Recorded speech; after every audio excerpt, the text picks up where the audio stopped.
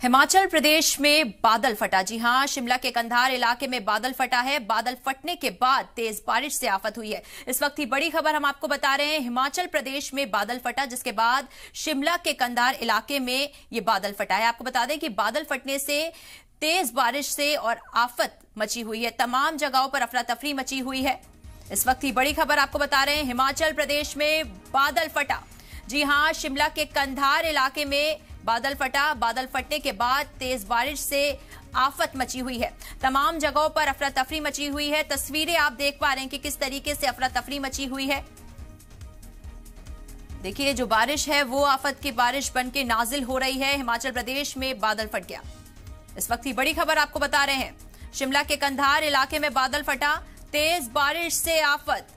जी हां, बारिश से हाहाकार मचा हुआ है तमाम जगहों पर, और वहीं हिमाचल प्रदेश में बादल फट गया।